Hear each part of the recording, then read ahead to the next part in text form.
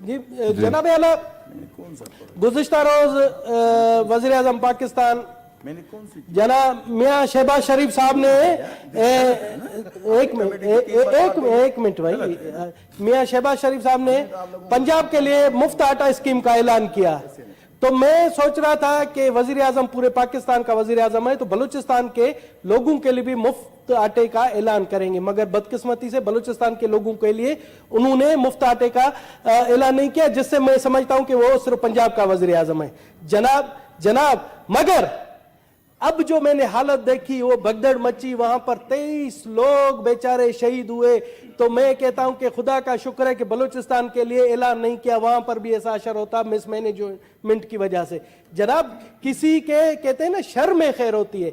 वजीर आजम साहब ने बलूचिस्तान के लिए नहीं सोचा, मगर उसमें बलूचिस्तान के लोगों का खैर हुआ। जनाब आला, मैं आपको बताऊं, बलूचिस्तान में इस टाइम जब सैलाब के बाद तमाम सड़कों का बुरा हाल है, कोई भी सड़क सही नहीं है।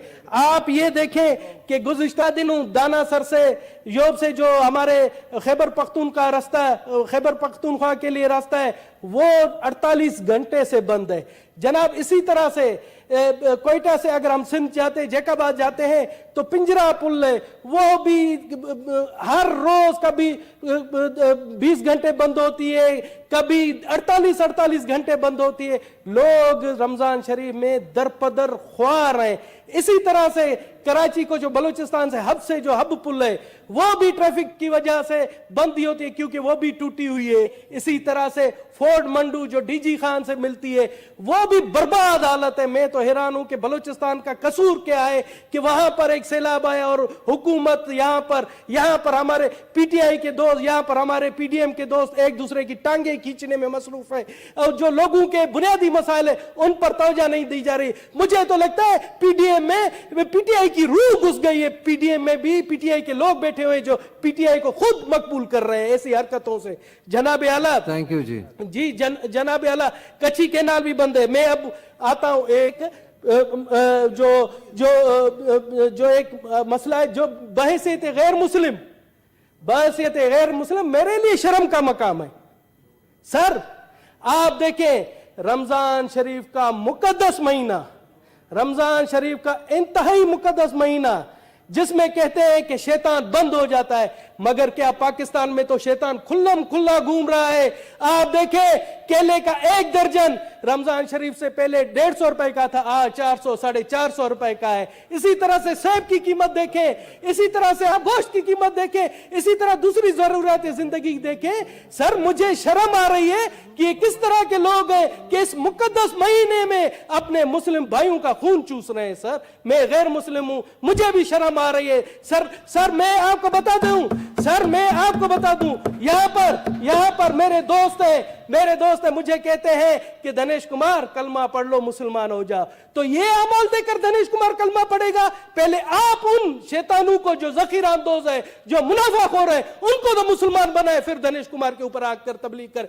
मैं चाहता हूं ये रोलिंग दे कि जब तक उनको मुसलमान नहीं बनाते हम पर तबलीग नहीं करेंगे। जनाब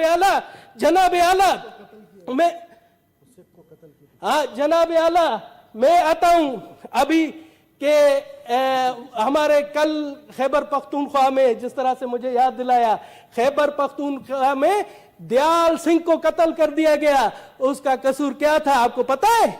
उसका कसूर यह था कि वो किराना स्टोर पर था, उसने रमजान पैकेज दिया था, रमजान में सस्ती एशिया बेचता था, उसको कत्ल कर दिया गया।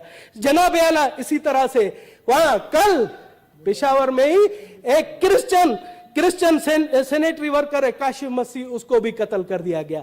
इसी तरह से गुज़िश्ता दिनों कराची में सर्जन बीरबल को, जो कि आंखों का सर्जन था, वो मशहूर सर्जन था, उसने बलूचिस्तान और सिंध में कई फ्री आई कैम्प लगाए, उसको भी बेदर्दी से कत्ल कर दिया गया। जनाब आला, हम कहा जा रहा। इसी तरह से सर मैं आपको बता दूं, ये पहले भी मैंने रेफर करवाया था इंटीरियर कमेटी को। पप्पू नरेश था सिंध में, पप्पू नरेश ठठा के करीब, वहां पर उसकी लाश मिलती है, उसके हाथ बांधे हुए पीछे कहा जाता है कि उसने खुदकशी की है। बाद अज़ा पता पड़ता है कि उसको कत्ल किया गया और कातिल नॉमिनेटेड है, मगर आज तक नहीं पकड़े गए। तो मैं जनाब आला आपसे गुजारिश करता हूं कि प्लीज آج یہ انٹیریئر کمیٹی کو بھیجے اور اس رولنگ کے ساتھ کہ تمام آئی جیز آئے اور ہمیں بتائیں کہ یہ اقلیتوں کے ساتھ کیوں ہو رہا ہے. اور میں بتا دوں جو ہمارے دشمن عناصر ہے, جو دشمن ممالک ہیں, وہ اس طرح کی اگر منظوم حرکتیں ہمارے یہاں لوکل جو ان کے ایجنٹ ہیں ان کے تھرو کروانا چاہ رہے ہیں تو ان کو میرا کھلا پیغام ہے کہ پاکستان ہماری ماں ہے, دھرتی ہماری ماں ہے. ہم ان اوچھے ہتھ کنڈوں سے پاکستان کی اقلیت نہیں ڈرے گی, اپنے ملک کی تعمیر اور ترقی کے لیے ہمیشہ رہے گی, آگے رہے گی.